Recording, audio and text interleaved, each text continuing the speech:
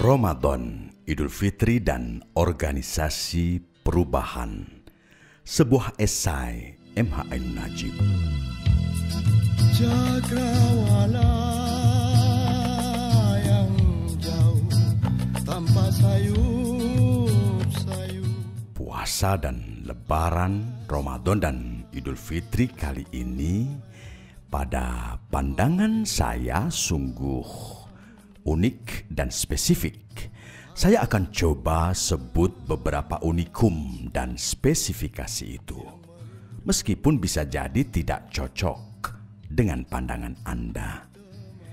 Inilah puasa yang sepuasa-puasanya bagi siapa saja yang benar-benar puasa. Sehingga pula inilah Idul Fitri yang seidul fitri-idul fitrinya bagi siapa saja yang sungguh-sungguh mendapatkan keabsahan teologis, psikologis, dan spiritual untuk mengalami dan memperolehnya. Pada saat yang sama, inilah pengalaman puasa yang sepalsu-palsunya, lebih palsu dibanding banyak pengalaman kaum muslimin atas Ramadan lainnya, terutama yang menyangkut produk sosial horizontal dari jenis peribadatan puasa yang Allah sendiri secara amat khusus menyukainya. Itu juga berarti pada golongan pelaku yang sama, Idul Fitri dilalui hanya dengan kemenangan yang kemungkinan besar sekedar bersifat mitologis, sloganistik. Hanya karena seusai berpuasa sebulan kita mendapatkan kemenangan Lebaran. Maka secara tradisional kita selalu menyebut-nyebut secara klise bahwa 1 Syawal ini adalah hari kemenangan. Tentu saja masalahnya tidak sesederhana itu. Siapakah yang memegang hak dan ilmu untuk menentukan seseorang memperoleh kemenangan atau tidak sesudah Ramadan? Orang lainkah? Para ulamakah? Allahkah? Atau dirinya sendiri? Sangat bisa jadi kemenangan yang kita kibar-kibarkan pada hari-hari Lebaran ini hanyalah jargon budaya yang sebenarnya kosong. Hanyalah rasa menang subjektif belaka.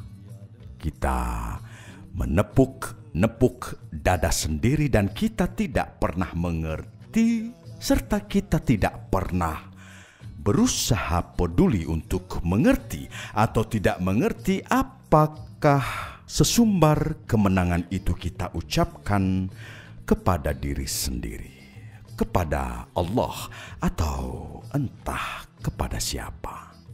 Di samping itu, kita letakkan pada dataran terminologi yang manakah yang kita sebut kemenangan itu?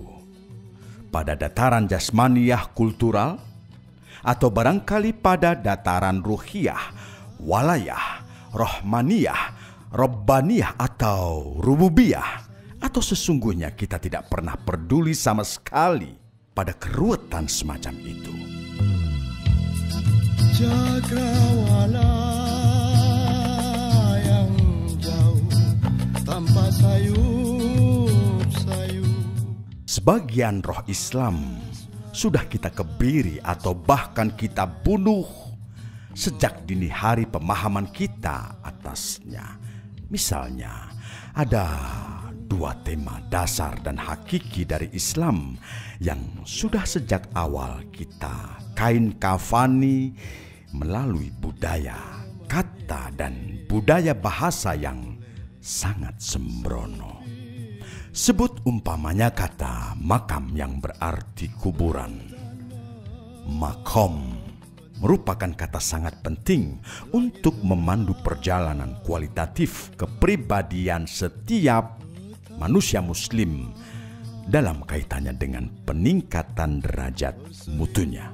Makom seorang pegawai rendah yang setia pada kejujuran di mata Allah jauh lebih tinggi dibanding seorang pejabat tinggi yang idza tumina khana atau khianat jika dipercaya, atau dibanding seorang ulama besar yang dijunjung-junjung oleh jutaan masyarakat tanpa mereka tahu kehinaan perilakunya atau kaburo maktannya, dosa inkonsistensi perilaku atas ucapannya di balik gemerlap kebesaran namanya.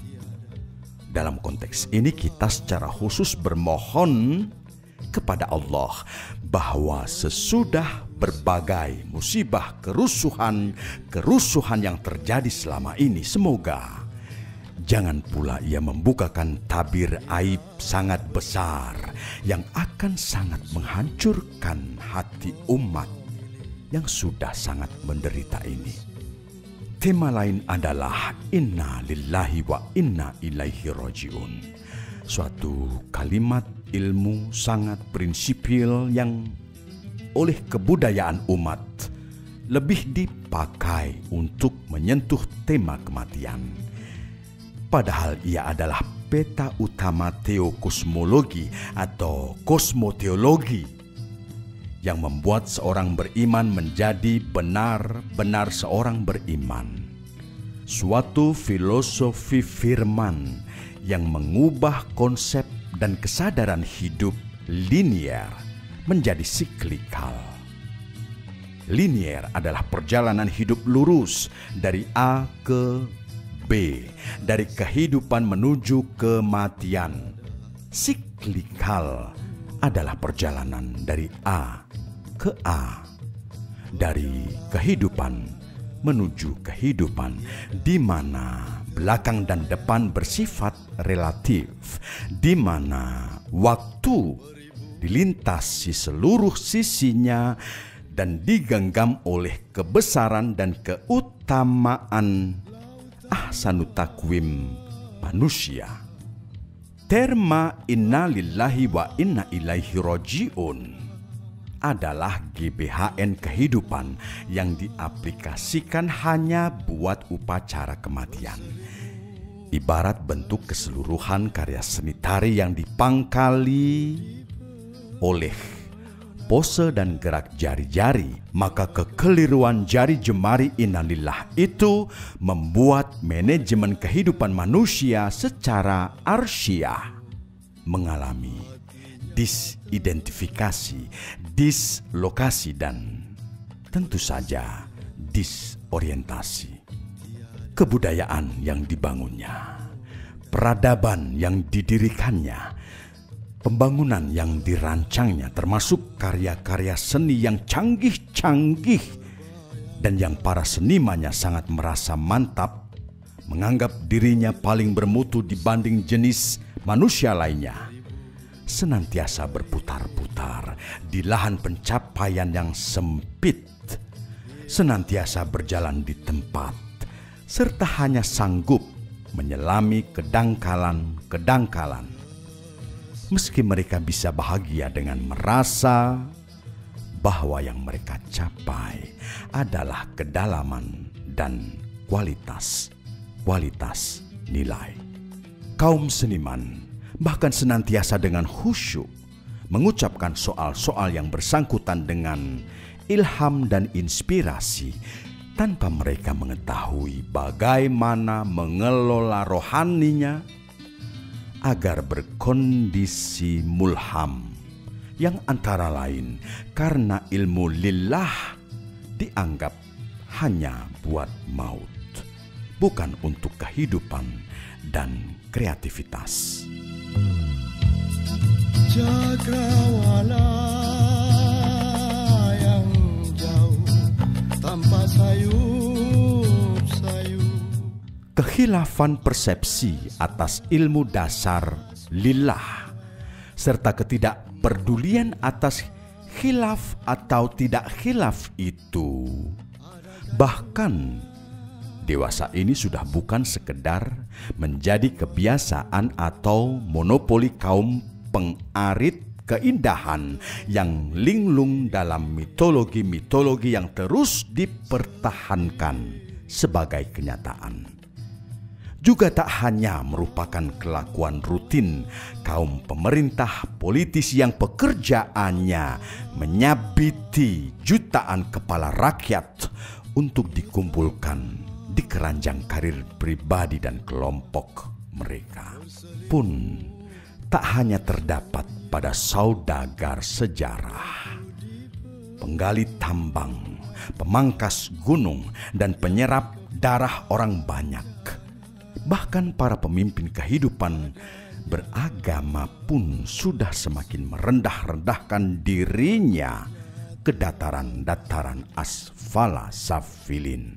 Mohon maaf beribu maaf, bulan Ramadan kali ini sungguh-sungguh unik dan spesifik.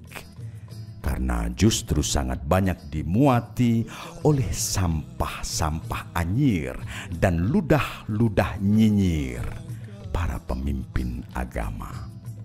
Ramadan yang bagaikan Majma'al Bahrain, perbenturan dua arus samudra, perjumpaan antara nyala api dengan kebisuan yang beku dan belum benar-benar muncul ke permukaan, pertemuan antara kesembronoan perilaku dengan kehati-hatian yang tersembunyi, perbenturan antara mulut rese dengan kejernihan yang masih mahjub atau masih tertutupi, pergulatan yang tak kentara antara jahal dan hasad yang berdengung-dengung menjadi headline, dengan butiran bening pengetahuan yang baru esok hari diizinkan untuk menyemaikan diri. Pers hanya mendengar, mengejar, dan menangkap satu gelombang.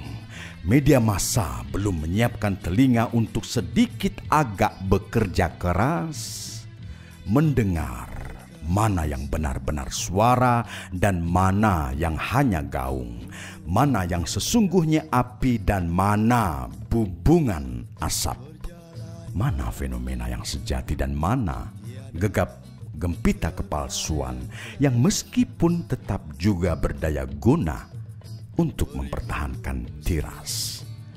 Mata pandang jurnalisme tidak memiliki motivasi untuk mengasah mata batin agar mereka tidak keliru melakukan casting seperti yang sejauh ini terus-menerus mereka lakukan. Siapa pahlawan, siapa pengkhianat, siapa yang sebenarnya tokoh, dan siapa yang terus ditokoh-tokohkan.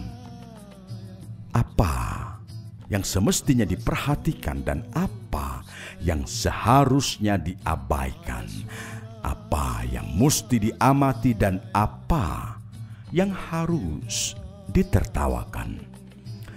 Bahkan dunia ilmu pengetahuan resmi tidak semakin sanggup membedakan mana tegak, mana lunglai, mana ke depan, mana ke belakang, mana batang pohon, mana ranting, mana kepala, mana kaki di dalam proses-proses sosial. Sampai akhirnya nanti Kashful Hijab, terbukanya tabir sejarah, diselenggarakan oleh pemiliknya melalui suatu pintu peralihan zaman yang baginya sekedar kalahmin bil basor, sekejapan mata. Cakrawala yang jauh tanpa sayup-sayup. Kebrutalan dan kerusuhan massal berlangsung di sana-sini. Gunanya adalah agar menjadi lahan bagi pentas keahlian kita untuk menduga-duga dan menggambar kembali apa yang kita pikir sebenarnya terjadi. Manfaatnya adalah agar kepakaran kita memperoleh lapangan untuk bermain. Tidak hanya bermain spekulasi, pengamatan, dan penteorian, melainkan juga bermain untuk memainkan kerusuhan itu bagi kebutuhan-kebutuhan kita untuk cengeng, romantik, dan hero-like. Media massa dan kita semua tidak punya metodologi yang representatif untuk berjumpa langsung dengan pangkal kerusuhan itu. Sehingga koran-koran dan majalah kita penuhi dengan omongan para penonton yang kemudian bertengkar sendiri dan kita semua terjebak, tenggelam dalam tema-tema omongan pertengkaran itu. Kita terpukau oleh kata, umpamanya kata naga. Kita terpukau oleh kata, umpamanya kata naga, karena pada hakikatnya jurnalisme kita mencerminkan realitas suatu jenis masyarakat yang estetis psikologis. Kita menyukai simbol-simbol, mengelus-elus simbol-simbol, memain-mainkannya dan menenggelamkan diri di dalam tahayul yang kita bangun sendiri berdasarkan bunyi kata dan jenis suara. Manusia-manusia nyata, figur-figur, dan tokoh-tokoh real. Kita cegat eksistensinya dengan gerakan simbolisasi besar-besaran. Sebagian dari mereka kita paksa untuk menjadi pahlawan.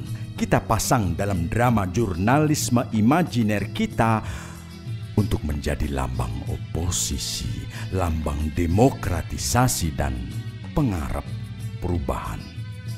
Yang lainnya enak-enak tidur di rumah tangga tentramnya, tiba-tiba kita bangunkan, kita kasih kostum, kita siapkan tetabuhan dan kita rangsang dia untuk menari-nari dalam episode-episode drama heroisme yang dari hari ke hari kita paksakan dalam impian-impian yang lama-kelamaan tak lagi kita ketahui bahwa itu sekedar impian. Anak-anak kambing cemburu pada anak-anak kambing yang lain yang dilihatnya lebih dianak emaskan dan bisa menyusu banyak-banyak. Ketika anak-anak kambing cemburu itu mengembik, kita terjemahkan embikannya itu sebagai trompet perlawanan, teriakan oposisional, dan keluruk perubahan besar. Kemudian kita perbesar gaungnya dengan sound system supramodern yang kita hiasi dengan iringan musik demokratisasi yang penuh teori-teori yang berkadar mimpi.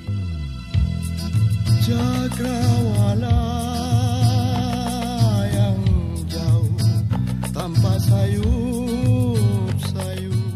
Kita pikir dan bahkan kita yakin sampai hari ini bahwa merekalah pemeran utama teater besar sejarah bangsa raksasa yang semakin hari semakin absurd dan tak terjangkau oleh ilmu-ilmu resmi buku ini. Kita bahkan merasa bahwa termasuk leading man episode menjelang abad 21 ini adalah kita-kita sendiri ini yang diwawancarai oleh wartawan yang suka menulis di majalah dan koran yang pakar dan lebih mengerti dibanding para pelakunya sendiri.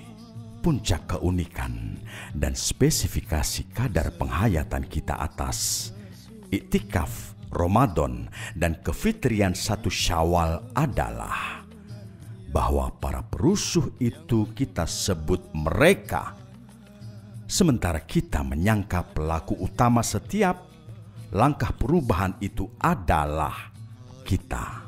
Salah casting semacam itu sungguh membuat organisasi perubahan sejarah kita tak pernah benar-benar tertata sebagaimana seharusnya. Tiada terbayangkan